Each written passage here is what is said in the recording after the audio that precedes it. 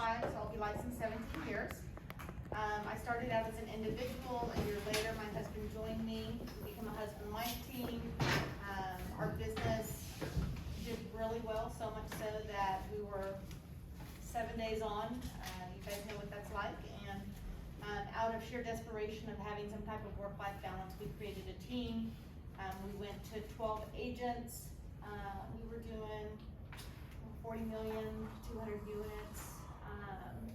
And I just found my focus was really managing the team, and I really wanted to get back. And so I scaled the team back. We now are a team of 4 of us. So it is me, my husband, my daughter, and my son-in-law. So it's the 4 of us. And I feel like I have more of a balanced work life now. Yeah. You know, being that I've done it for so long, I have grandkids now, and so having that extra time to spend time with family and enjoy real estate works for us. Perfect. And so at the largest time your team was, what was the largest amount of folks you had on your team? So it was probably the team of 12. Uh-huh. We did, I would probably say 40 million in production. Yeah. And we did about 200 units. Okay, awesome. And one thing that's interesting about Mary Jane is they've got a lot of reviews on Zillow, so we'll get back to that. Lance, you've got a background. By the way, I'm Cindy Baglietto too. This is my husband, Mark Baglietto, so we'll get to that in a minute. But Lance, you come from a family of real estate, I know. Mm-hmm. But how long have you now been in the business? So I was first licensed in 03 when I was 18. And Wow, I didn't realize it was that long. my dad, I didn't get licensed to sell real estate. I got licensed to be an investor in real estate and to understand the business, because my dad was in real estate and my grandfather before that. So it wasn't the coolest business in my head when I was 18. Right. And so I ended up, this is in Arkansas originally, so I was licensed in Arkansas and was in real estate until about 2008. I'm sure you guys know why. 2008, actually, I got an opportunity to be part of an LED lighting company and travel to Asia. You know, I always wanted to travel internationally. And I had an engineering background and finance background, so it fit. And so during the biggest part of the recession, I actually wasn't in real estate. Then we ended up moving to Dallas area with our family and got licensed in 2013 for my second stretch of real estate. And then we started our team in 2018, very similar to, honestly, get time back. I spent 6.5, 7 days a week for extended periods of time working and had zero family balance. Right. So needing to get some leverage and some, some support from a team, decided to start the team, and now we're a team of 14. Okay. And continue to kind of grow on that because, again, I've gotten a ton of time back. So before you ramped up your team, I know you got family members and stuff on your team as well. So where were you at production when you said, okay, this is it, like this is no family balance? And I was on a team, as you know, before. Yes, right. And, so that's right. You left that team and went straight to just you. Yeah. How long? Yeah, for 2 months. Okay. I don't work very well by myself. That's what I found out, and then started to bring some individuals on and kind of work in that So direction. you really didn't do a long time on your own. No, I did not. Yeah. So what has been your highest production at this point? So last year we finished just shy of 100 million and 200 units. So we had a pretty high average sales price, and so I think now we're trying to grow on that. The more time you take yourself out of the business, the more production you have to scale, right? Because you're making less and less money because you're paying out agent splits and things like that too. Right. So we're kind of working toward that sweet spot where we feel like it's the right size team, the right size production as well that's manageable, but also so that you get time back. And I have several other businesses, tend to be a little entrepreneurial and chase shiny pennies, but anyway, shiny objects. But so I'm trying to get time back to really build some other organizations as well. Yeah. So Awesome. All right, Mark. Uh-oh. Tell them about us. yeah. All right, if I get any answers wrong, I'm sure you'll correct me, right? Wow. So, Cindy got into the business first. She was getting her real estate license when 9/11 happened and planes were falling from the sky. And I followed her about 6 months later. About a year later. Right, About buddy? a year. It was a year Yeah, later. see, Wikipedia. Here we go.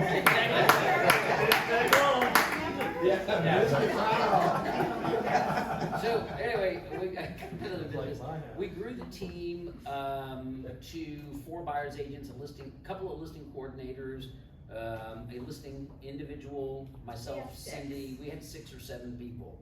I think in our best year we did close to $100 million, right there, a little over 100 million. And we have since scaled back after the downturn of the market in 2008. We just pulled in the reins and we scaled back, like you said. When you step out of production, you've got to really ramp up production in order to maintain.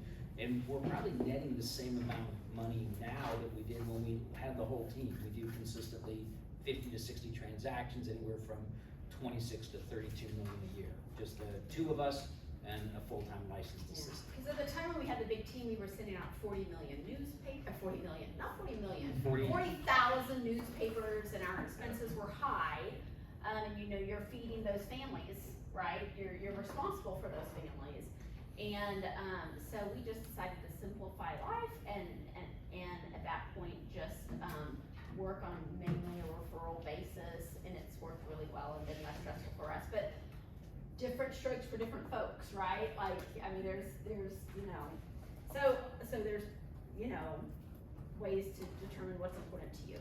Okay, so now, so we already know right before this you were in LED lighting over in Asia, I believe. Yes. Okay, what were you doing before you got into real estate? I actually was a sales manager for AT&T Wireless.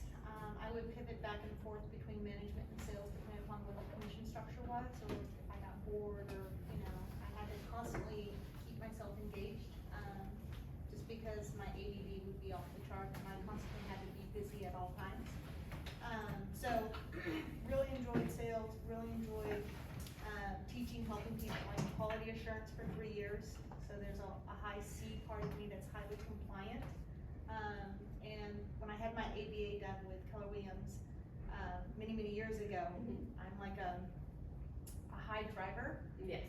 That is completely accurate. So like hurry Okay. up, get it done, and do not make a single mistake. Fun! Yeah, and that is so fun. Yeah, like Keely was like, you must drive yourself crazy, and I was like, yeah, like completely do it absolutely correct, And get this quickly. mark, and do it quickly. This is what we're gonna do. Okay. Yes. So I'm not on this working for you. profile, you're D and C. D is the highest, I would assume, in a C. It is. What about you? I'm a DI. A DI? Yeah. Yeah? And a no C and a no S. Yeah, that's me too, Yeah. but I'm like mainly all D. Yes. Then next I, some I, not a whole lot, and then 0 C and S. I'm a 99 DI. Yeah, That's what it shows on the, so, I mean, I love people and I like to move fast. there you go. There you go. Mark. I'm an SOB. Mark is an I. Mark is an I with some S and C, yes. Okay, now, what attributes do you think has contributed to your success besides your personality profile? Like, what would you say is the most important attribute to your success? Grit. Yeah. I think grit, perseverance. In a positive outlook on the future. Because I think, in real estate, you just have a lot of tough days, and so, I've developed the ability to get bad information passes through really Just gotta fast. roll off your back. And I'm always focused on what the next opportunity is, and so it keeps me focused on the right things, I think. Yeah, in general. that's really good. You just can't let those little things bother you. They just gotta roll off your back. Water under the bridge. What do you guys say? I'd say the same thing. When I was a technology recruiter when the .com bubble burst, and so a lot of my clients were laying off. They weren't hiring anybody. Sorry, I left you out on that. That's all right. The much like today, where there's a lack of inventory, it was the same thing. When I had computer professionals trying to place in jobs, there was no jobs to be had. And so just out of necessity, you got into real estate. I followed you into real estate. I mean, it was sink or swim. I mean, we didn't have another source of income. It was 100% commission, and you had to make it work. And so nose to the grindstone, follow up, like you said, grit, determination. Sense of urgency. Urgency. I played competitive sports, you did competitive, sports, rodeo, and, you know, just that internal drive, you know, to compete, and not getting down into negatives. You know, the best baseball hitters are hitting 300. That means they whiffed 7 times out of 10, you know? And so you're not gonna get everything, but you want everything, right? So Bounce back. hustle, hustle, hustle. Mary Jane, what were your first few years like in real estate? Awful. Awful, yeah, because it's not, Horribly awful. okay. How so? So I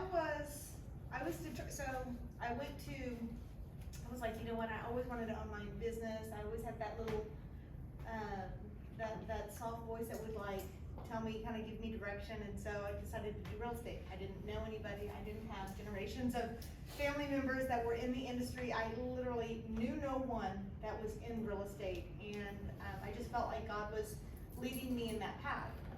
So my first couple of years, I went from having an executive job, bonuses, insurance structure, everything was very comfortable for me, to being self-employed, unemployed, you know, cause I'd go from having a job, closing a sale, and then being unemployed again. And so there were times that, I mean, I don't know if you guys know, but I have 5 children. And there was a period of time my parents lived with me for about 10 years. My dad had some health issues. And there would be some times that I literally would be eating beans and rice to stretch the budget. Yeah. Or I'd be like, I can't show you until Friday because I get paid Thursday. I had a closing on Thursday and I just I need didn't. some gas money. Yeah, I just didn't have the Yeah. bandwidth. Yeah. And I remember one of my kids, he would come, he came to me and he was like, Mom, can you please go back and work for AT&T? He's please, please, please. And I was like, I can't. Once I commit, like that's it. Like it's Yeah, make all it or work. nothing. Like I am determined to make this happen. But it took a toll on my body, just, you know, because that perseverance, that grit to push through. I'm very thankful that I did, because a lot of my kids are in the industry now. And it has completely changed the trajectory of, you know, my life, my family's life, you know, the generations. Yeah. Completely changed our direction. Yeah, because there's a lot of super successful people in this business. The first years were difficult. I mean, Yes. Gene Frederick talks about that all the time. He probably had any sales and then said, no, I'm gonna be #1 next year. So Lance, you had a really strong start. Yeah, but I had to. So when I came out of the LED opportunity, you know, I was traveling a lot. So my wife's just had her second baby, or, you know, second daughter, and so I couldn't travel anymore, and so I needed to transition really quickly to something. And so we, you know, Christy already had some direction. She was in real estate too, so it helped tremendously, because she was actually writing the contracts for me initially. I didn't know what to do. I just went to talk to people. I'm like, oh, here, quick, write this up, you know, Yeah. figure it out. Hey, I know how that works. Yeah. Yeah. So thank goodness we were kind of pairing together on that. But we had some really, we were backed against a financial brick wall that I had to perform. We had to do that. And it was really healthy for me initially, because if I didn't have that, I probably wouldn't have pushed to the level that I did. Yeah, and for us, I got into business first, and I wanted to be in real estate since I was like in junior high. And I was told by my aunt when I got out of college that I would never make it in real estate. And so then 9/11 happened. I was 10 years older, and I was like, this is what I've always wanted to do, and by golly, this is my opportunity to prove myself. So my first year in the business, I closed close to 50 homes and was Rookie of the Year for Collin County Association of Realtors and #2 in the nation for KW. And that's why I needed Mark to join me the second year. He came in right after 1 year, and then our business doubled, and we kind of went from there. But it was just, I was bound and determined. This was my opportunity to prove myself, and I just took all the classes and implemented everything that fit my personality, and worked my patootie off. I mean, I went door to door. I did everything. Did you feel that, sorry, I'm gonna ask the No, moderator a question. yeah. Did you feel that by someone telling you that you couldn't hit your goal, or you couldn't do it, that made you even harder and determined to? Probably, and I was like, I told all my family, look, I am no longer the mom that's gonna run things around. I am going to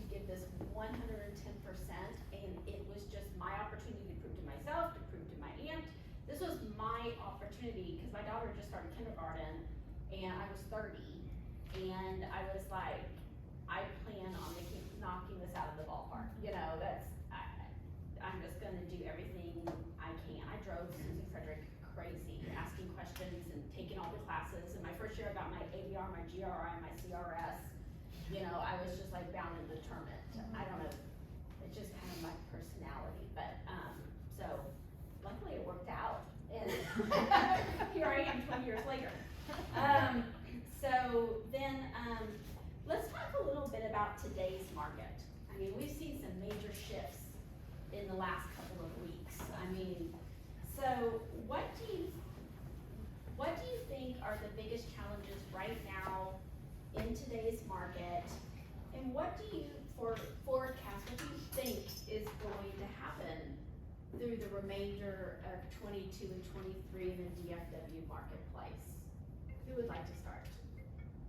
That wasn't on the list of questions. Yeah, I tried. What is the biggest challenge? Okay. And well, I didn't say about the forecast in No, the future, but like let's start with you, Lance. What are the biggest challenges right now with your sellers? So, I mean, there's a book put out there called Shift, right, by Keller Williams, and it's a great book. It was in 2009, different times, you know, different causation factors, you know, to that market versus this market. But anytime you're going through a shifting time, expectations tend to have momentum, right, and inertia. So sellers and buyers tend to think the same thing's going to continue to happen forever. Right, it lags a little. Their expectations are lagging with the market, right? So this is a market of experts, in my opinion, is that the experts have to come in and be able to ask the right questions so that people, and show the right data so that people truly understand the market that we're in. And my feeling is that, you know, in the last 2 to 3 weeks, it's changed. And I think we're going to very quickly. And we're in a May-June market, which typically is the height of our market in terms of activity. So for the change to happen at this time is unique. Normally it's September we see that type of change, right? Or maybe even August. And so people, the sellers who, you know, you were all calling in advance, trying to get on the market, now they're going to call you and they're going to think they're still going to sell their home in one weekend, let's just say. And How so do you deal with that? Well, I think generally we first start with data, and you have to show hyper recent data, which is tough because typically, you know, Pulse and all the reports that are out there lag by a month or two. And so, you know, we're using, I use Netris Trends, everybody has access to that, but that still lags by a month. But it shows, if you start to look at it now, even looking in April, you'll see a little turning point starting to happen. And my, you know, assumption is that's going to continue to move in that direction. It may just be a small blip, or it may be drug out. But given the factors that we're dealing with, which is, you know, rising interest rates have come up, and the fact that homes are just more expensive, taxes have gone up, insurance has gone up, so there's a lot of factors that affect affordability. And I think people generally kind of expect a bubble to burst when things get high. And my personal opinion is in Dallas-Fort Worth, we're positioned very differently than the rest of the country. We have migration patterns that have changed dramatically. We have people moving from California, Chicago, New York, areas that they've lived all their life in those states, and now they're moving here for potentially freedom or for a different way of life for their children. Well, they were the first movers, and that happened about a year or two ago. Now what you have is the family members are reaching out to those people that had success that moved here. You have all their friends that are reaching out to, and now the late movers are coming in. So any cycle, there's always early movers, and then you've got your, you know, kind of your late movers. So we're still seeing those people trickle in, and the employment factor. We're very diverse in Dallas-Fort Worth. We don't just have oil, we don't just have financial sector or insurance. We have all of that plus. And so I think we're positioned well to at least maintain a market. Yeah. If you look at the data, I think it's going to show on the year, it's about a 10% increase. Across markets, we've already had our 10% increase just in the first 4 or 5 months, right? So we could start to stagnate. Next year, I think they predict to be 3% increase, right? So we're not in a declining market, but we certainly are going to be in a market of the motivated, which is. I like We've that. got Market lots of of the people motivated. coming, Yeah. we've got huge job growth, we've got DFW Airport, we're still affordably priced. Right. Compared to other places, so I agree with you, I think it's going to maybe stable off, but I don't think we're gonna see any bubble burst. Correct. Yep. Yeah, I don't see a downturn either. I see it'll stabilize out, and you won't see that frenzy, and I think a lot of that's due to just inflation cost of goods, everything is going up, so that affordability makes people make a little bit more of a calculated decision versus just like, let's make it happen, let's just go, go, go. Now they're being more thoughtful about the decisions they're making because they want their dollar to go as far as it can. So right now is the time you really need to set expectations for your sellers, correct? Yes. So Yeah, manage Mark those. or Mary Jane comment on setting the expectations of your clients from what they're reading and what their friends just had happen a month or two ago. Are you setting expectations up front that, hey, this is what it's gonna look like today?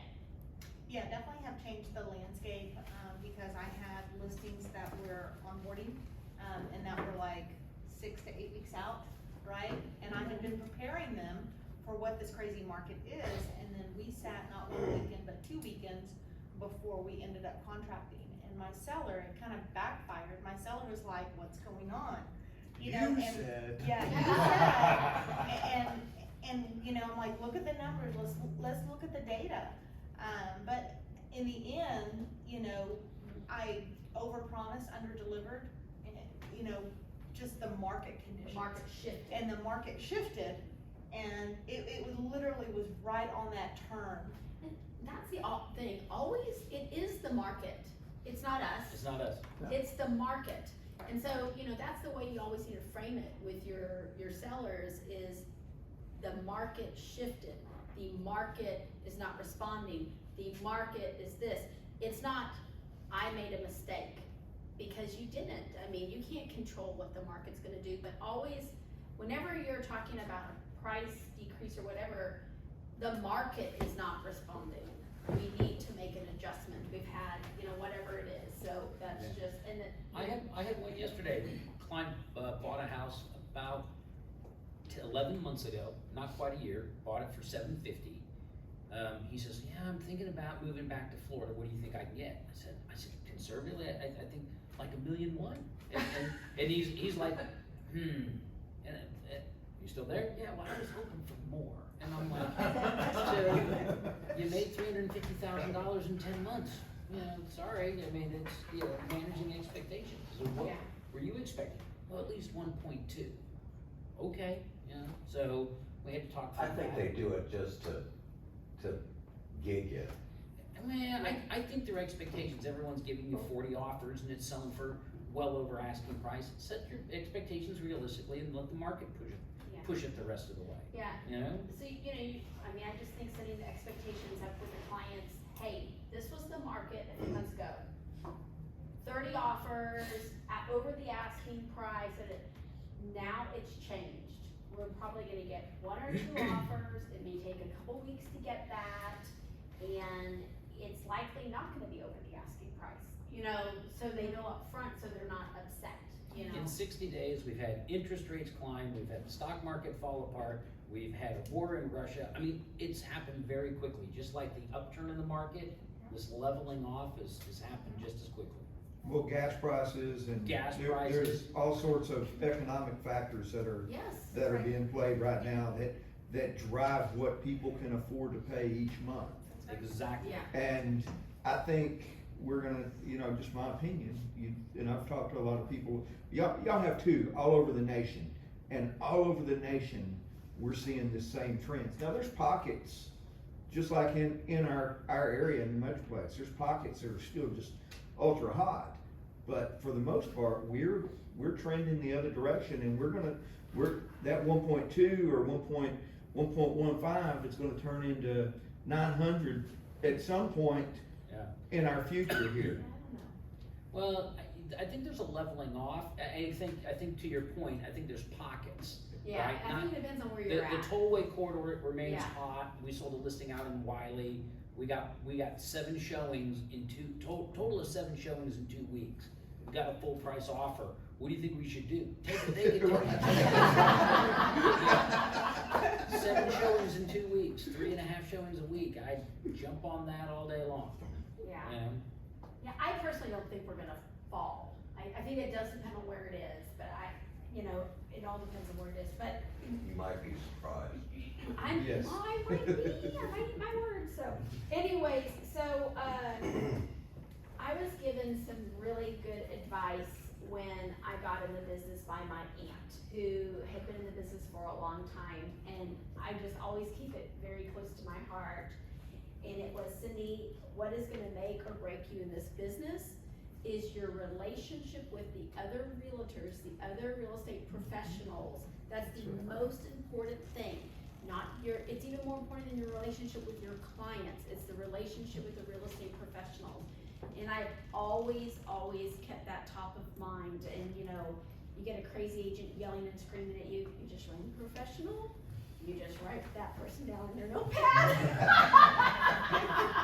But You you let what? one handle it. Have you, is there a bit of advice that you have ever been given that just sticks with you, that was like, that was the best advice I've ever been told? Is there anything that comes to mind?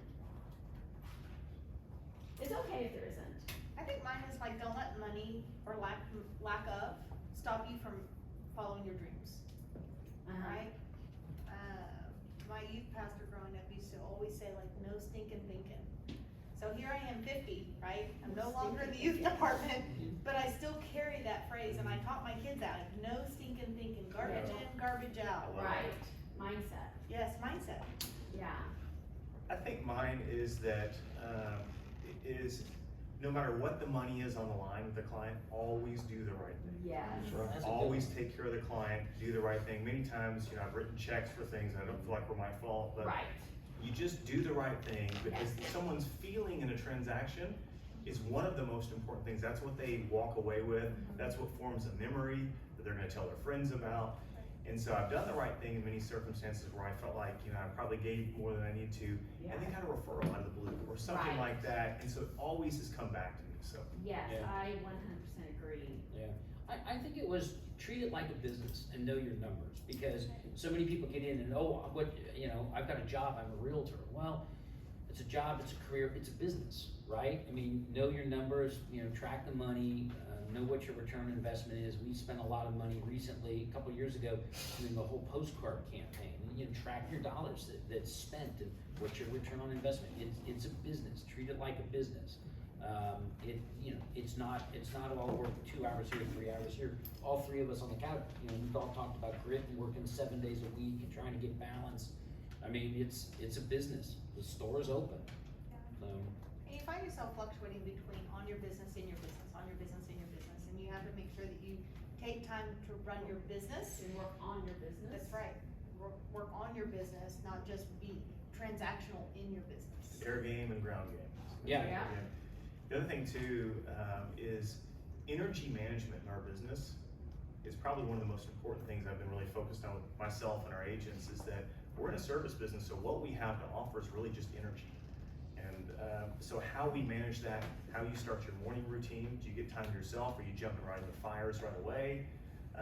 You know, but managing with you know, fitness or whatever it is, listening to, you know, positive affirmations or thoughts or things like that, to maintain that energy level. Because in 2017, I was on the verge of burnout, and I was not effective for any of my clients. I wasn't effective for my spouse, for my kids, for any of my business partners, you know, so I think that's another thing to I consider. think that's real, I mean, I'm all about that, I love that, yes, I love that. Okay, what about paying for leads? I know everybody has different ideas on that. I know you guys have paid for leads with Zillow, right? What about, are there any other sources, and and we'll just go down the line. And how do you feel about that? So I'm shifting. Yeah. So, I've paid for leads through Zillow, through Realtor.com, through HomeLine, through lots and lots of different platforms, right? And they would all kind of feed into my CRM. And I knew, like, back in my mind, I knew that working my sphere, my database, had the best return. But because I was writing a check every month, that took priority, because I had to feed the beast, the monster of paying for the leads. Right. And so I didn't give it my attention or focus. And I finally got to a point where I just completely just ripped the Band-Aid off. I completely unplugged There's a couple of them that I still say, but I don't do Zillow or Realtor, none of those. They have just priced me out of the market.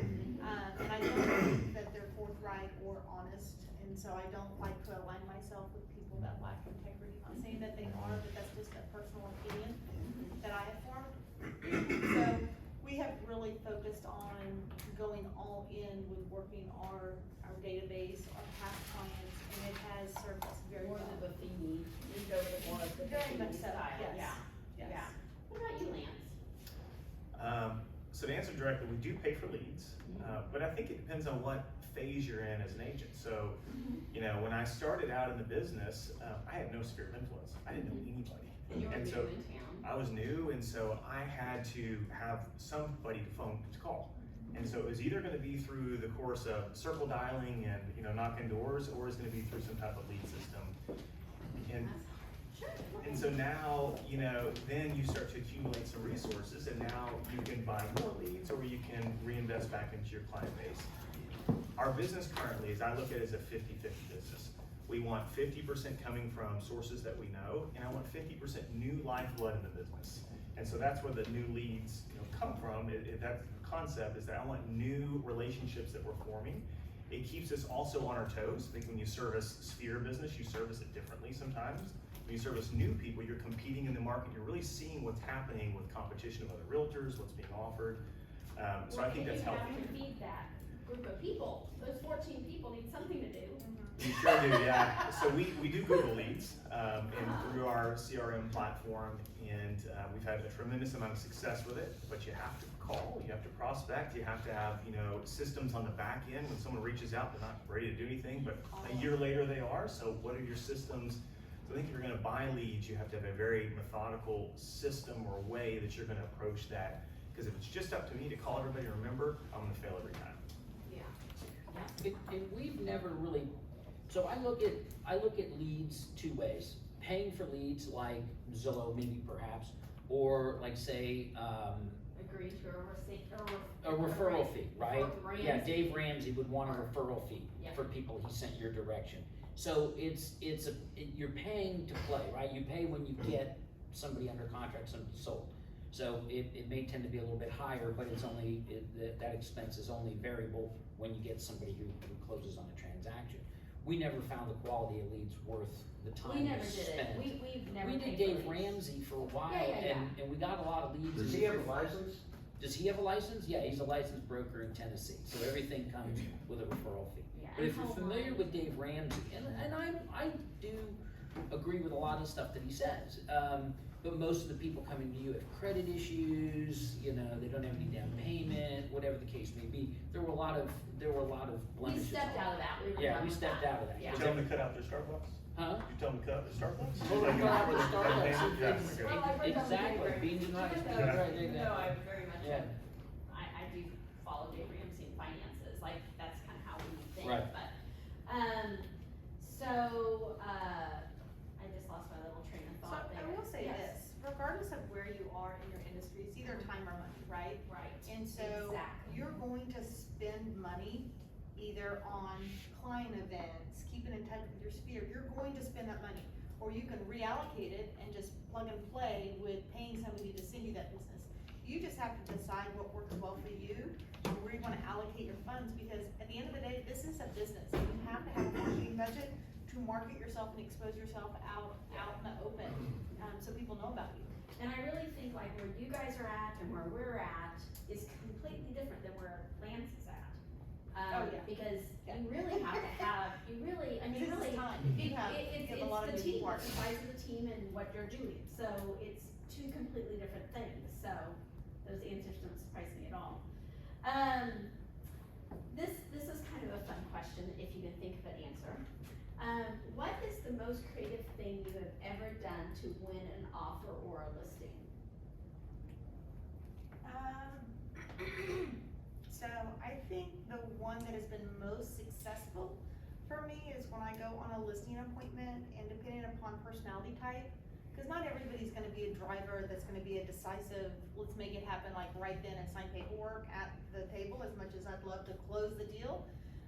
But for those people that need time to kind of process it, I will leave them, it'll end well, but I will follow up with, tip streets. And I'll just say something like, it would be sweet if I could earn your business. And then it's left such a positive impression that I, most times will end up getting the listing. Oh, I like that, that's cute. Yeah, 9 out of 10 times I'll get the listing. Wow, that's cute. Yeah. I like that. I don't consider myself very creative, so. Mark, what do you think on it? Well, let's do it. Well, so, this one, I don't know. I had gone on a listing appointment and, they kind of given me the Heisman and said, yeah, well, we got one more guy we want to talk to tomorrow. And I said, okay. I said, I appreciate that. And I said, but we really want to sign with you. And I said, well, then why don't you just cancel the appointment? And well, we made the appointment and we want to be fair and blah, blah, blah. And I said, well, do you mind me asking who the other realtor is? And I won't mention names, but he happens to be a mayor in a certain city just north of here. And I said, I'm friends with him. I'll call him and cancel the appointment for you. So I called him. He's in chambers with city council. Hey, don't go tomorrow morning at 9 because I just listed the house. I walked back into the room. I said, yeah, I got it all handled. You need to sign? They're like, yeah, sure, no problem. You signed it all. Right there. And Take the burden off their shoulders. Yes, yeah, you can ask a question. I'd be very interested in hearing from MJ. You had mentioned that you really struggled for a couple of years. You were eating beans and rice. What changed? What happened to make you Mindset. successful? Mindset. So what happened was my mindset was inconsistent. So, you guys may not, a lot of you don't know this, but I am a teen runaway, a high school dropout, and a teen pregnancy. Wow. I'm like a statistic across the board, and so I really struggled with mindset. And so, when I got licensed, there would be days that I'd be like, I'm gonna kick butt, I'm gonna conquer the world. And then something would happen, right? And I'd be like, I'm going to bed. Come back in 2 days, I feel better. And I was up, down, up, down, up, down. And so then I'd have somebody that would leave me, try and reach me, right?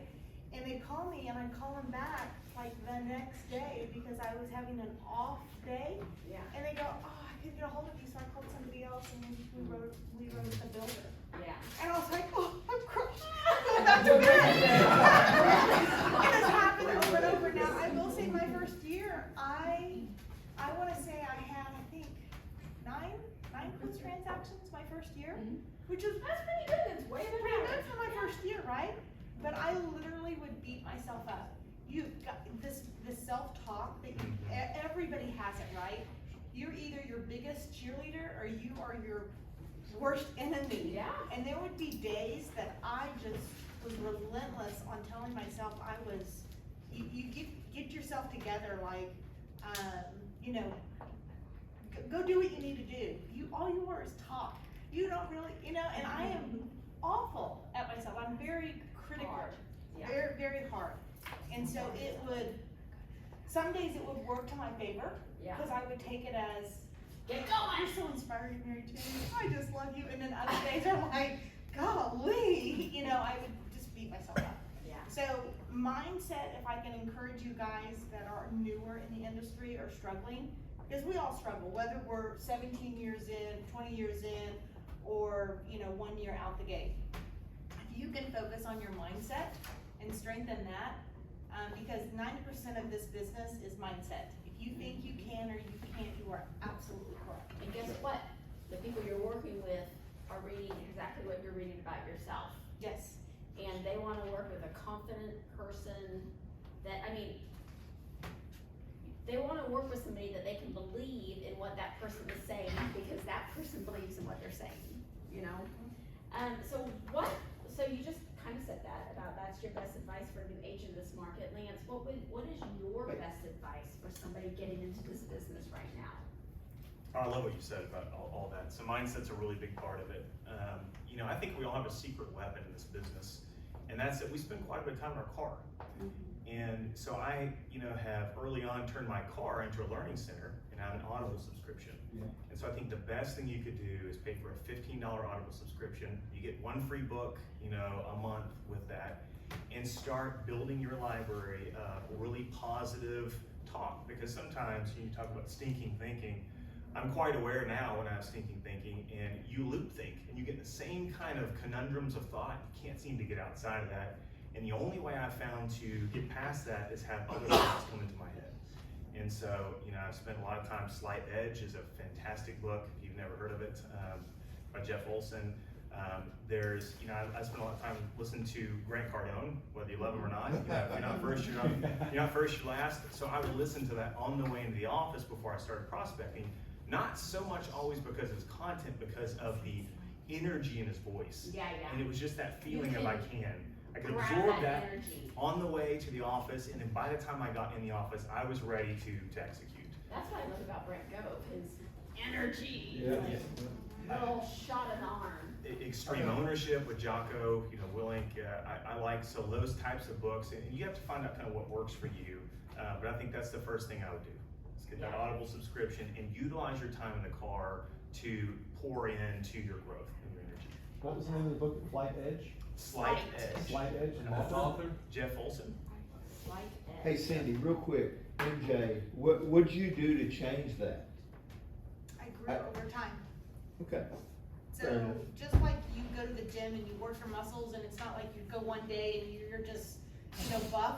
It is that repetition. Consistency. Atomic habits. Consistency, yes, that's right. Yeah.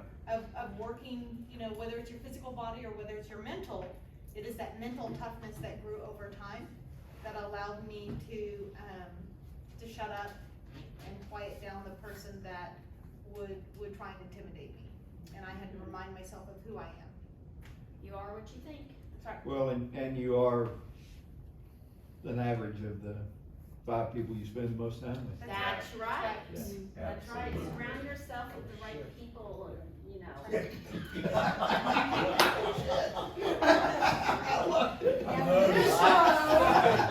I'm right into that. I'm screwed.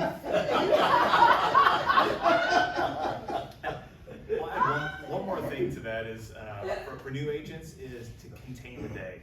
So I've always had this thought process, there are a lot of bad things that can happen in a day, and it could just be a crappy day. I mean, honestly, you're not gonna get past that, it just is what it is. It may have just taken the wind out of your sails. Contain the day, don't let it bleed into tomorrow, and say tomorrow's gonna be a new day, it's gonna be great.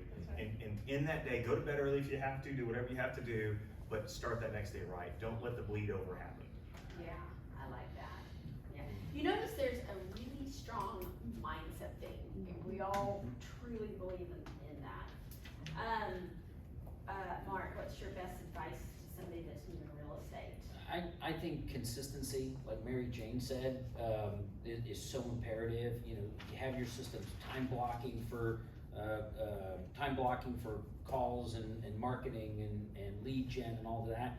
Put off, work closest to the dollar, the stuff that, I've gotta update this, I've gotta send out an email. That 80% crap. That 80% crap that doesn't make you any money. Work closest to the dollar.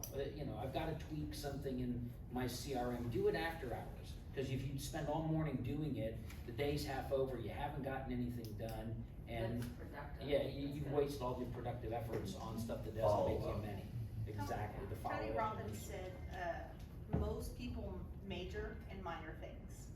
That's And great. if you think about that and keep that top of mind, we can be busy every day, all day, but are we really moving the needle on what we need to Right. in our business? Focus on the money-making activities. That's right. I don't know, this may have come from something Keller Williams, but 50% of your day should be in green time. Right. And so that's talking to clients, that's showing homes, and that's writing contracts. Right. And that's it. It's a So Floyd it- Whitman thing, I think. Hmm? I think that's a Floyd Whitman. Oh, maybe so, yeah, We- somewhere, I stole it. One of the things, let me just jump on that. I mean, a lot of people aren't in a position, particularly new agents, to hire staff at this point. But a transaction coordinator that you can hire per transaction at $350 or $400, or a virtual Huge assistant, difference. that's a variable cost. You only utilize their service at the point that you're under contract with somebody, or you're bringing on a listing.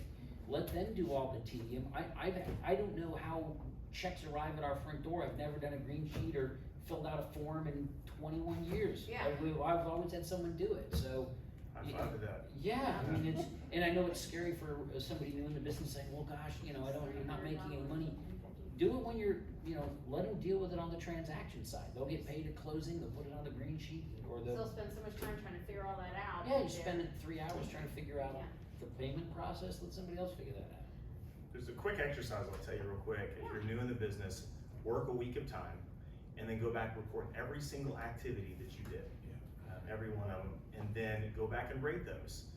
A, B's, and C's. Your A's are the things that you're doing that are positive for your business and also that you really enjoy. It's in your passion zone.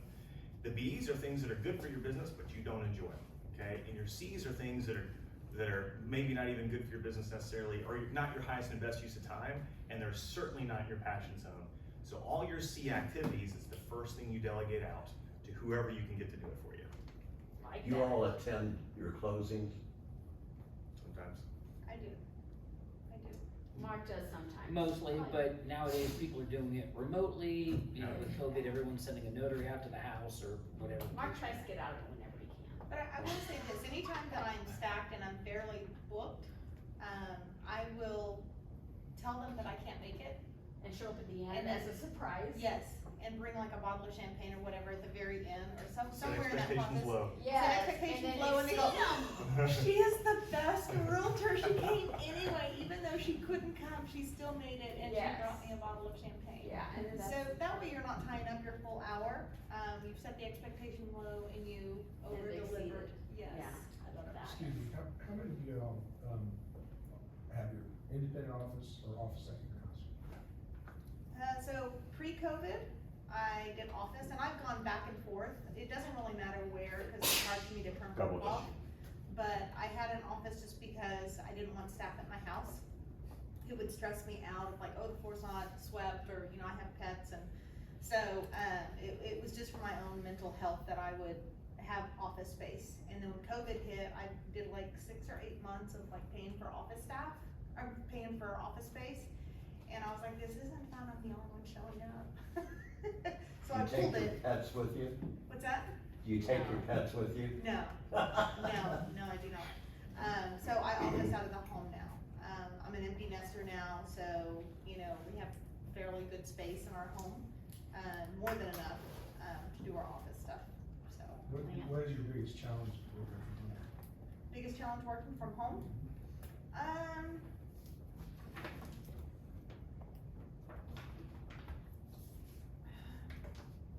I have learned to discipline myself over the years, so initially, it was turning work off. Like, something, the way I'm wired, there's always something that needs to be done. To find me doing nothing is like, I would have to be asleep in the middle of the night for me to be doing nothing, because I'm always busy. Right. And so early on in my career, when I did office from home, I couldn't turn work off. It was, I gotta do this, I gotta follow up with that. There was always a laundry list of things that needed to be attended to. But now that I've been in the industry for, you know, 17 years this year, I now find myself going, oh, it's time. And I can close the door, turn the light off, and leave my office. So that I've been able to discipline myself better at. Mark and I have always officed out of the house, never been in the office. And I would tell you, Mark is really, really good at focusing on business during business hours. I'll come to him about a personal thing. He'll be like, Cindy, talk to me after 5. We're focused on work right now. Like, you know, so we've always officed from home our entire career. And we'd have team meetings at the house. When we had the larger team, like the year we did the 100 million, they'd come to our house, we'd have meetings. Somebody would come to our house every day and work. And we just recently moved, but now we're just a team of 3, which we have been since like 2008. And a very high producing team at 3. So, you know, we used to be with KW, and I mean, we were like number 1 for the region, like 3 years, number 3 several times, always in the top 10, and it's just the 3 of us. And she would come to our house 3 days a week. So, and work in the house 3 days a week. And now we've moved, and we just got the office set up, and I'd like to get her back into our house a couple days a week. But yeah, we've always officed out of the house, so. And I think to that point, if you've got a dedicated workspace, and that's work. I mean, and it's easy to say, but like when a lot of us in this business work with spouses, and I think it's imperative to compartmentalize your I was gonna say your wife. You compartmentalize your life. So you've got business. Wait, Good luck. Compartmentalize your life. You have to have date nights. You have to turn off the business because it bleeds into everything. You know, don't have files in your bedroom while you're trying to sleep or watch TV or whatever. You've got to be able to turn it off and have safe spaces away from business.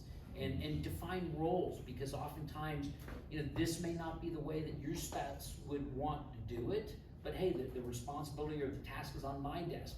Let the spouse run with it, or that she's got something she's working on, run with it. Define your goals, define your responsibilities, and define your workspace. And when you walk in that door, close it, and that's the war room. You've That's got where to be you do it. focused to be successful in this business. It's interesting, we all work with family. Yeah. We all work with family, and it's a wonderful thing. I will tell you that I have loved working with Mark these 20 years, and I wouldn't want it any other way. And nobody cares as much as your family about your business. And it's just been a great partnership and a great life for us. Well, thank you. We've just loved it. Thank you. So I'm gonna open up for questions in a minute, but do you guys have, just to make it fun for a second, the craziest thing that has ever happened to you in this business? I'll let Mark start, because I know he's got one, if you guys wanna think for a second. Well, I'll say one funny anecdote, then the funny story you and I talked about yesterday. So we would always sponsor, we still do sponsor quite a bit of neighborhood events and stuff. And we always would have Santa Claus come down to the golf course clubhouse, and we would invite everybody in the neighborhood and whatever. And I sent out a text to everybody reminding them that Satan was coming tomorrow. And spell check didn't catch it because Satan and Santa have all the same letters, just in a different thing. And so I sent out to the PGA, Bring your children. Bring your children. Satan's coming tomorrow at 9 o'clock. So being on the naughty list took up a whole different set of. But we had one not a few years back, and it was a friend of ours that was with Remax who brought us an offer on the house. We closed, it was very successful. She calls me a few months later and says, yeah, my buyers have a really crazy question. Did anybody ever die in the house? And I'm like, no, I mean, these are the first time buyers, it was whatever, they built the house from new construction. I said, why do you ask? Well, they keep saying they see a ghost. It's, and the husband keeps blaming the wife on her pregnancy because, oh, it's your hormones, and she wakes up in the middle of the night and she sees some guy in a Confederate soldier uniform standing over her, blah, blah, blah. And I said, okay, well, that's kind of weird, but I'll call my client, whatever. And I called her, Mandy, what's up? Oh, hey, how's everything? Good, new house, good, kids, good, yeah. Crazy question, did anybody ever die in the house? No, why do you ask? And she goes, I said, well, they think that they see a ghost. And she says, well, when I was pregnant, there was a guy in a military uniform that would come and stand over the bed at night. My husband thought I was crazy. The hair just stood up on the back of my neck, and I'm like, oh boy. I call back the agent. Nope, nobody ever died in the house. Yeah, exactly. So I don't know what the connection was there, but It was a little weird. a little weird. Well, and then I'll just add this in real quick. I was going to, but I was at another signing a contract just like a mile or two from that house, doing a deal with the same agent. And I told them the story. And the wife hit the husband, like angrily. And I'm like, am I missing something? And she goes, there's a ghost in this house too, in a military outfit. And Like I'm a mile from the upper house. And I'm like, have you talked to your neighbors about this? And my husband doesn't believe me, so yeah. Maybe he's following you guys. Weird stuff, I don't know. There's nothing on the disclosure about ghosts. I'm like, you should go talk to your neighbors. Maybe they also. That's crazy. Okay. Anything else? You guys got? And then we're gonna open up to questions. Any weird things? So many crazy things that have happened. I will say, so I first got into real estate in Arkansas to buy properties, and so I was playing landlord, and I had no business playing landlord ever, or being a property manager. And so I had a tenant that didn't pay rent. And so I was like, no big deal, I'll just go over there and talk to him, right? We're gonna go collect. So I gave him a heads up that I'm coming over. And so I showed up, and these tenants are probably in their 30s, you know, something like that. And they had like chickens in the house, they had roaches everywhere. I'm like, oh boy, we got bigger problems than rent. And so their dad was there, and so when I showed up, he showed up on the front porch and pulled a gun out on me and said, you don't take one step on this property. I said, no sir, I won't be on the property. I said, I'm just gonna stand right here if we can have a conversation. He's like, you won't even have a conversation. I said, okay, perfect. So I got in my car and I called my attorney. I said, we got a problem. Holy cow. So that was pretty crazy. That's not good. My heart was rapidly beating, so. Oh, my word. Wow. You win. No. That's it? Yeah, I don't. Well, we're I gonna don't for know questions. what Any questions? I just wanted to say really quick, when I was driving up here, I didn't think there was any way you could exceed last month's builder panel, and this was very beneficial for me, and I thank you very much. Ah, Awesome. thank you. Oh, I'm gonna cry. Thank you. Trey? Oh, yes, so, Lance, so what's an ideal day look like to you? If you could draw it on the paper and you don't, and everything scripts out from when you wake up to when you wrap up, what's that look like? That's a good question. So it's changed a lot for me in the last 2 years, because a lot more of my day now is managing the team and connecting with them. So we have a kickoff call in the mornings at 8:45 for the sales team, and then one day a week on Wednesdays we have an admin meeting. So I have meetings kind of staggered in, but generally my 9 to 11 time is still sacred for me. I'm not always calling, prospecting the way I used to, but I'm calling people that we know, relationships, connecting. And I'm still in my bunker, building my bunker from 9 to 11. And typically before that, I'm not going in order here, but typically 8 to 9 is I'm really reviewing and kind of planning my day at that point in time is, what is the most important thing? So I practice the one thing, right? What's the most important thing to happen today such that by doing it makes everything else easier? And so after 11, typically I have a lot of things, that are kind of happening. So 11 to 12 is typically kind of my catch up or follow up time. If you call and you leave a voicemail, it'll say 12:30, I'm gonna call you back. So I try to kind of time block those return calls and get back my text messages and emails. And usually it's a series of screenshotting everything and sending it off to my team members, right? Hey, can you take care of this? Can you help me with this? So I try to delegate. Always ask myself, is this mine? Who can do this for me? I always ask that question to myself, so that I can try to leverage the team that we have. And then in the afternoons, it generally changes. It's just like you guys, if you're out showing properties or things like that, usually I'm out in meetings. I try to get face-to-face meetings, 3 to 4 a week, regardless if it's a listing or not. So I'm very intentional about being face-to-face with people. And then in the afternoon could be a series of finding out kind of hacks for my team. I use the MLS a lot and little tricks of the trade, like things like that, to help my team be successful. I review our lead system and figure out exactly where are our gaps on the lead system, what can be improving there, and then a lot of it's marketing focused. What are we doing on the marketing side? So my day's a little bit different probably than maybe an agent who's a solo agent, just because there's a lot of team management responsibility within that. And I'm not on social media a lot, but the things I've seen, you're doing a fantastic job on the marketing. It's not me. So Somebody is doing yeah. a good job. Yeah, so I think everything that is not, you need to know what you're worth per hour. And once you know what your dollar per hour is, you don't do anything that's less than that dollar per hour. You want to delegate that out. So if you run your math over last year and you say, I'm worth $100 an hour, then if there's a $10 an hour marketing task, you better not be doing that, because you're losing your company's money at that point in time, because you're not doing your highest and best activity, your top 20%. And it's probably not something you enjoy either. I don't know, did I answer? Yeah, that's awesome. Thank you. Lance, you mentioned about, was it, social media marketing? So you have somebody that you contract that out with?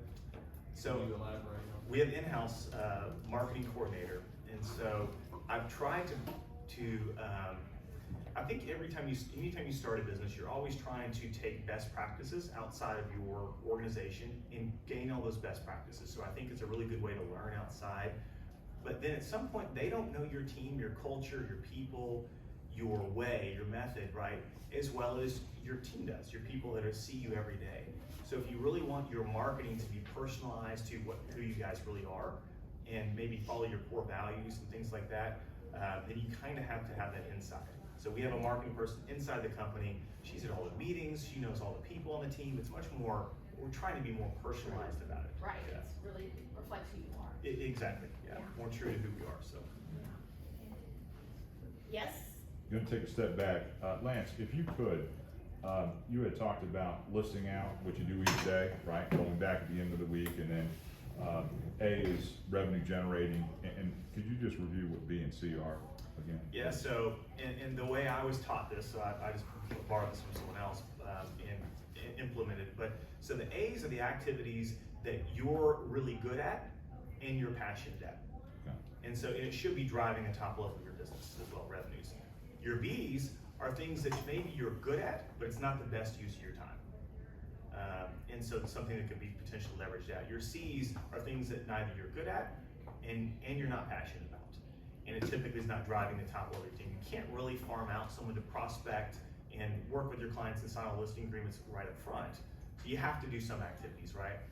But these little things that drag down on your day, when you ever have this to-do list that's just a mile long, you're never gonna get to it, right? It's because we don't delegate. So I was always taught to, delegate and elevate. And this is just what this is, right? You're taking these C activities, and all those C activities, when you write them all down, that becomes your job description for your first hire.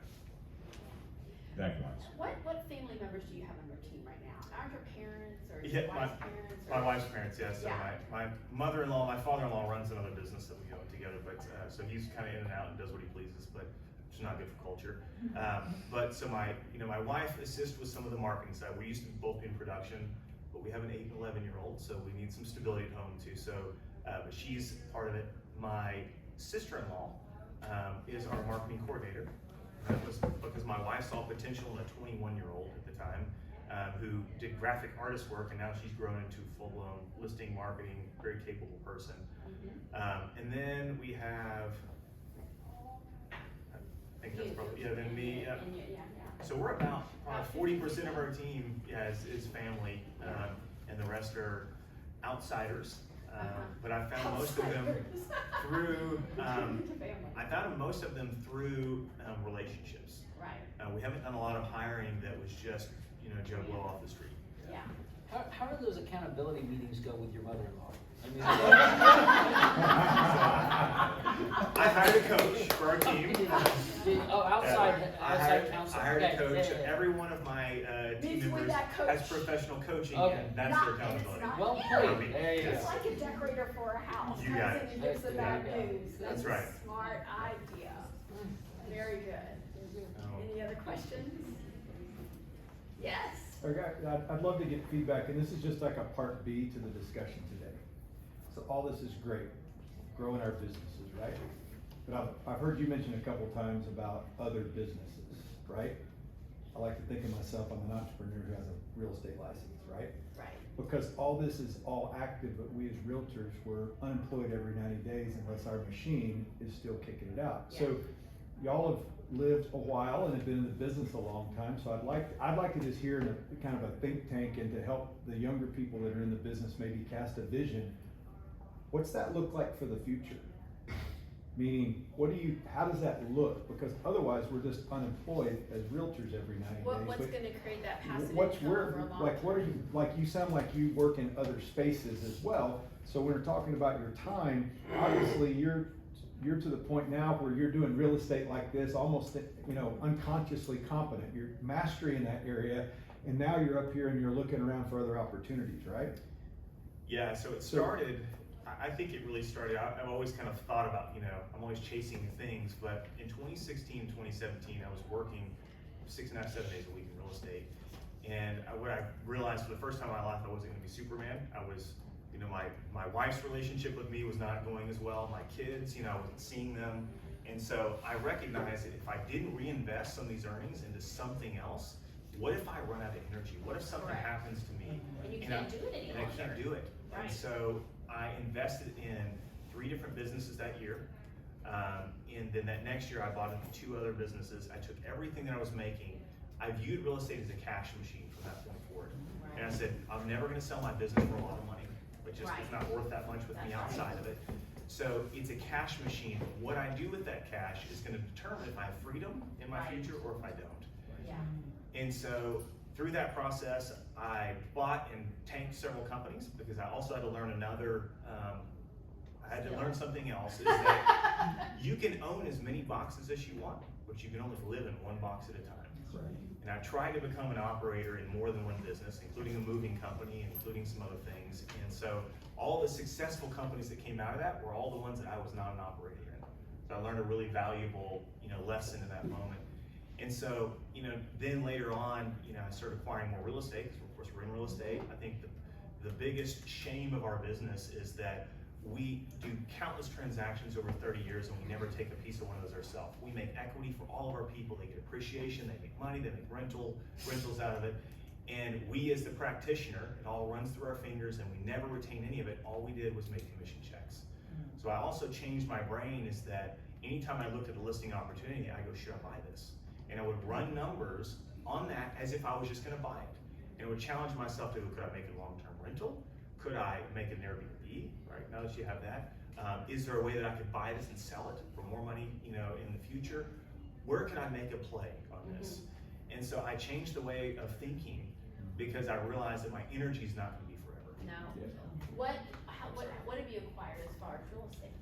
So we have 19 properties currently, and I've bought 7 businesses, and so I've always wanted to get to 7 cash flow streams to really stabilize income. And so just as of last year, it was the first year that I could not sell real estate and I'm financially independent.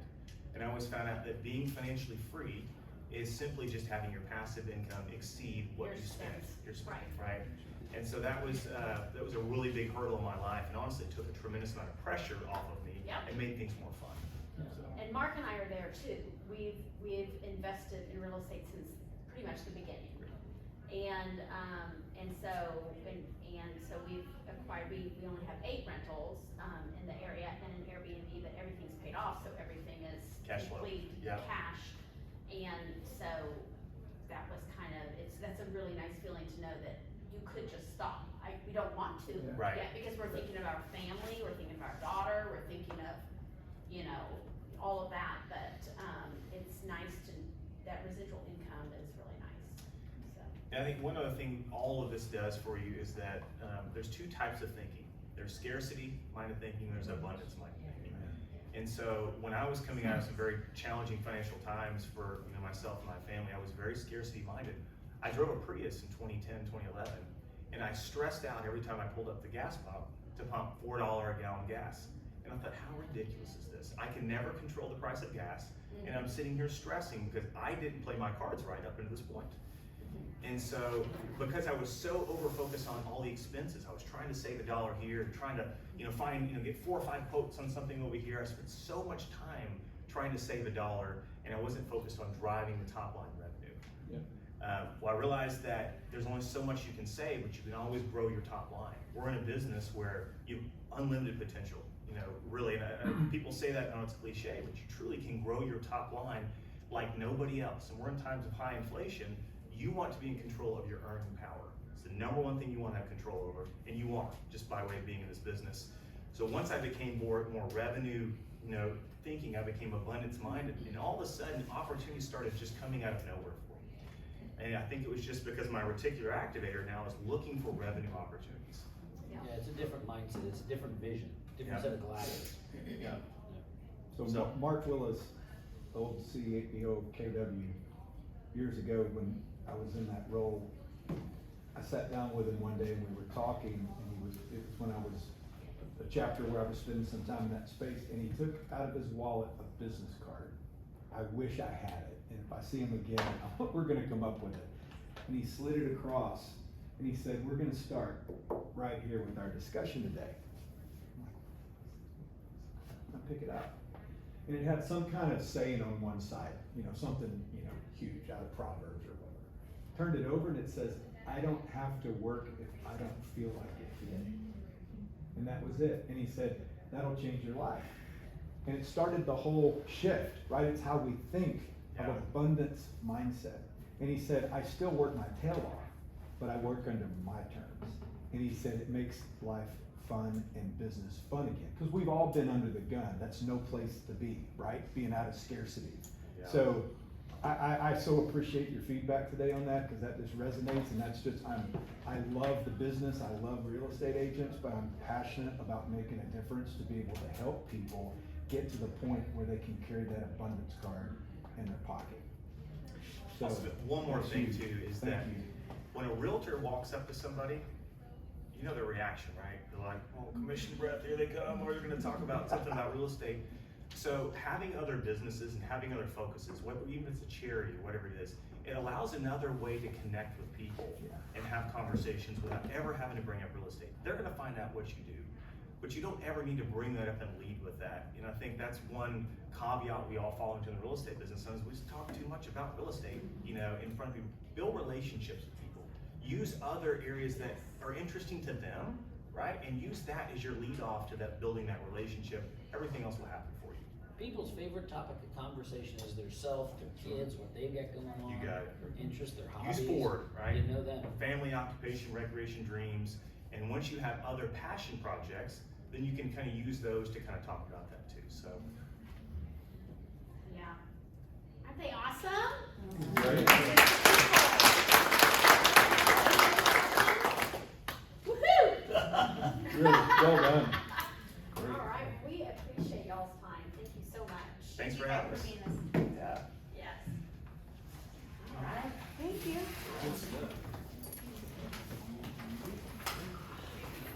Really good.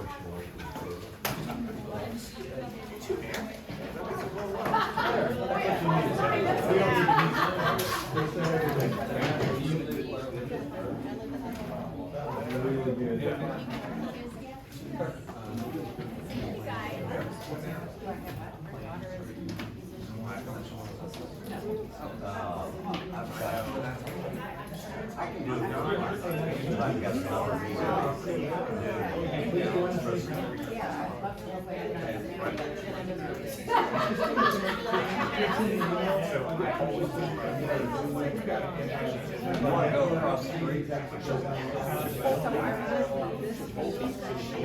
guys. You don't like Doing well.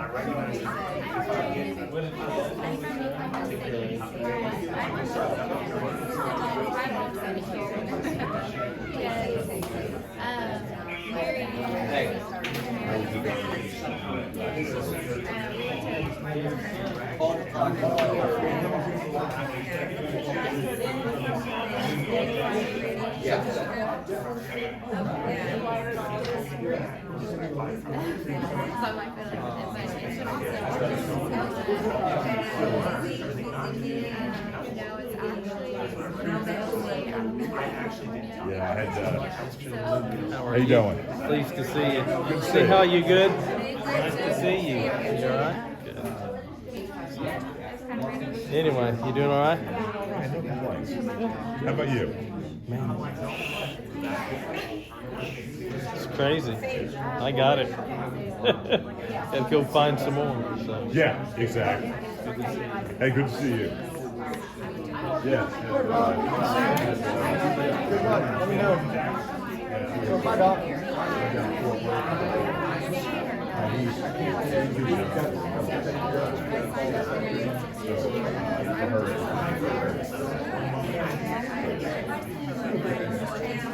This one actually shows up.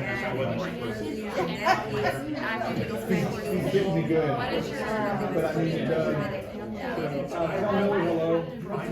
It's good. I'm glad you're going. This is only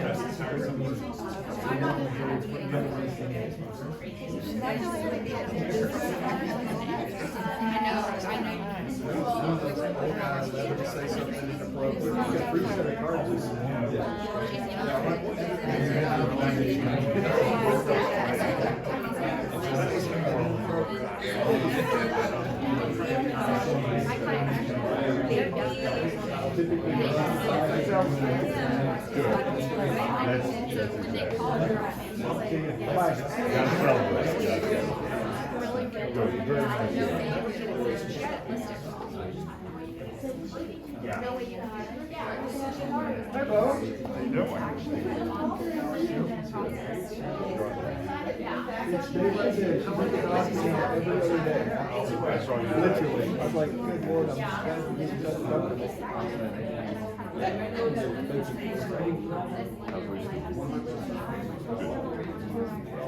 Grilling out. Yep. Good, no complaints. Right. Right.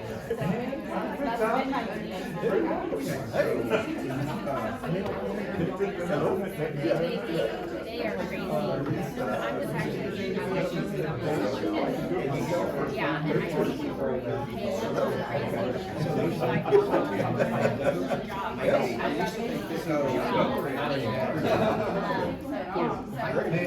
anyways, I took the first class of 3 and,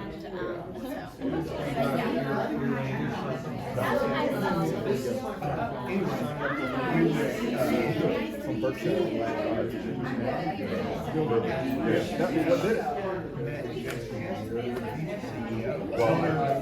Well, People are looking at what they need, you know, and it's time I was on a call briefly.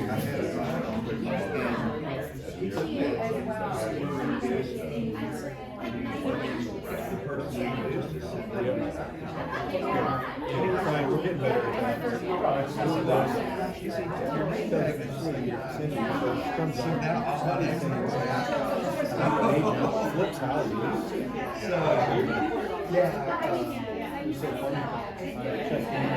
Every 6 months since I came over 3 years ago.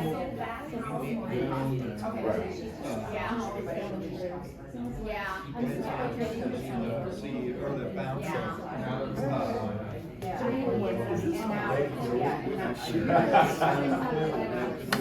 So, yeah, Kent first. No. He actually should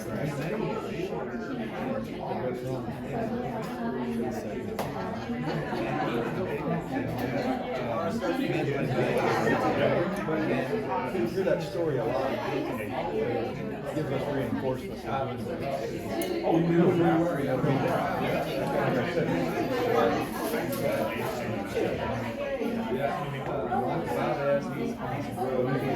It's fun. And our son, and I told you about it. He's 25. Number one car salesman at that Volkswagen.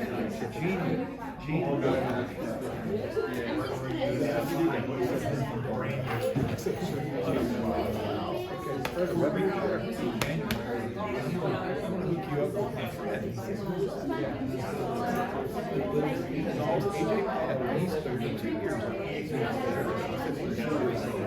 This moved his family to I was down the street with Gene at the age of 32. Yeah. Anyway, the ladies are he built a digital platform and he's relentless.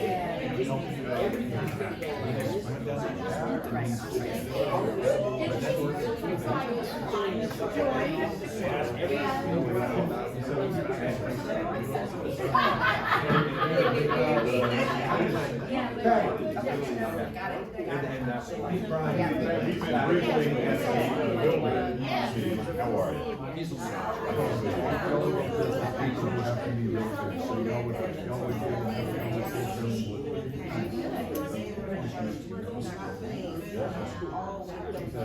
Trevor's filling me in,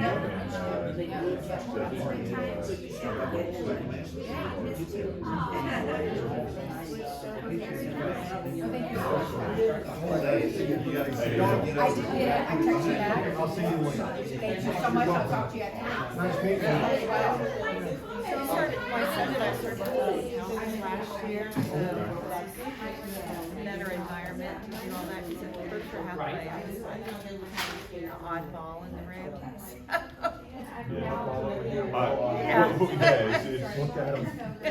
Yeah, I mean, They remind me of us.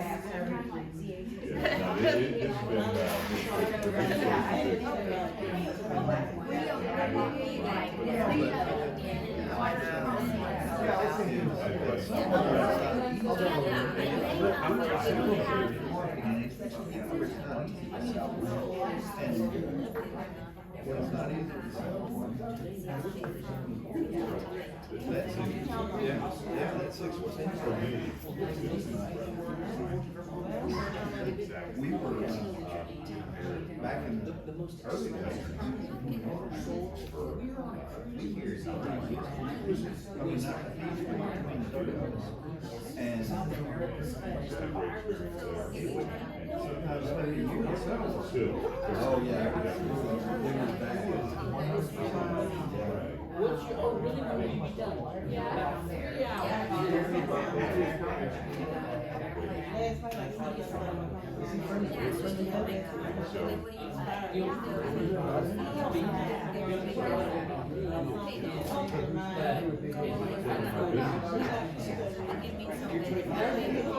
So, how did you get your loan apples around? And now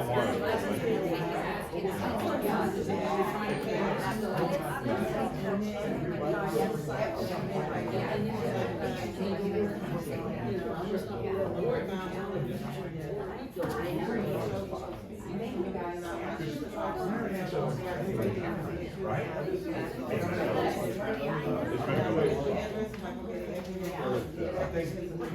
You got a call coming. Very nice to meet you.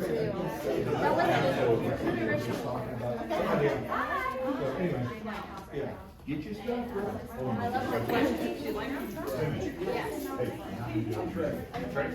Yes. I have to run to,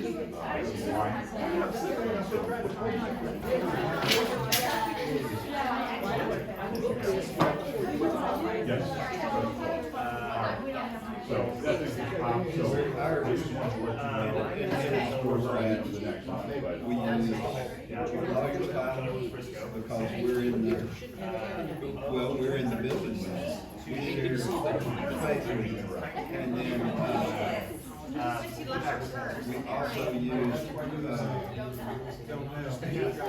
Very good. Providence, because Providence is friendly with it, so. Oh, absolutely, absolutely.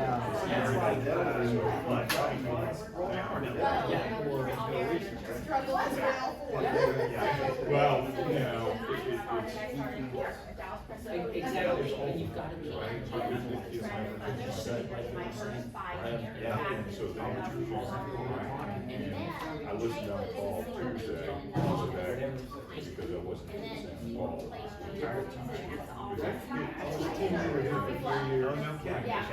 I know your name, so that's why I'm trying to make it. That's why they said they're just about Yeah. And I mean that, and so you're doing these. Likewise. Wow. Hearing. That's crazy. So there was 1,200 days. So Mike Brody, you know, early on, he started. Yeah, he mentored. So Mike Brody's the owner of our office. Correct. So, yeah. We all office here. Wow. Next door to Mike upstairs, 'cause I was gonna He was a Remax guy before, right? So. It's so much fun. But I was really proud. When I was still with Zach, I think Darren Bible was in the first, I knew Mike Brody was in the second. Gene Ritchie was in third, and then Mike Rena. Wow. And Wade, and Joy came to Remax. I really was.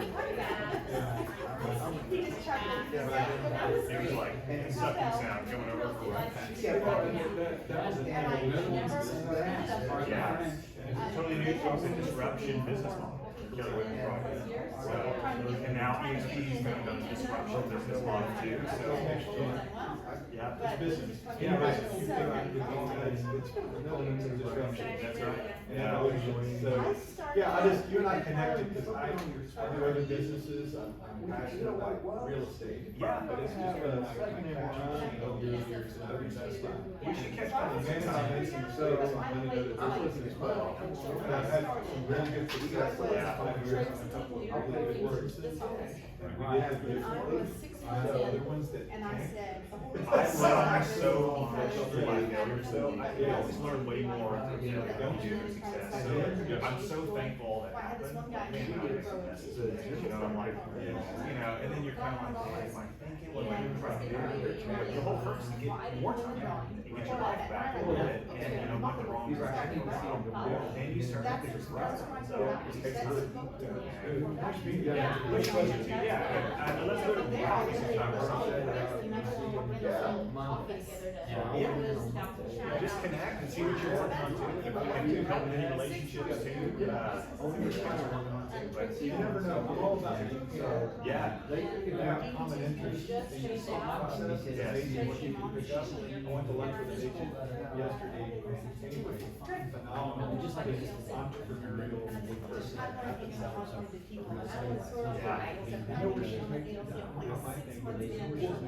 What was it? She has a boost prospect there. Wow. And she said, the numbers were just. Wow. Innovative. Yeah, you found your own niche. She's also. Yeah. You're really leaning on what short-term rental games. Yeah. So that's something that you and I are spending a lot of time on. I love That's where they were. Yeah. Right. That's the only hair. Well, so, you know where Rosemary Beach is on 38? So Carolina Beach is where we're at. We're in a nice, it's a gated neighborhood, right off of 38. And, we've been renting here for 6 years. My wife and I have been here. And so we knew the area when the property came on. My wife's from no beach home, so here we go. And so we bought a home in we learned a ton through that. But down there, they'll charge whatever price they want. Because there's so much, it's not, it's so little. So we ended up renting all of our Dallas space down back. Done Dallas, they go to the next. Let's do that. That's really cool. Yeah. See, y'all see this, I got 10 4 months you'll be paralyzed. Yeah, I just bought one in Wichita Falls. So I'm starting to buy now yards that are not vacation. All right. I'll leave it with that. Good job. Thank y'all. Agreed. But I also. So I'm actually. Hey, good to see you, man. Have a good one. Thanks for coming. Bye, guys. Back to 19.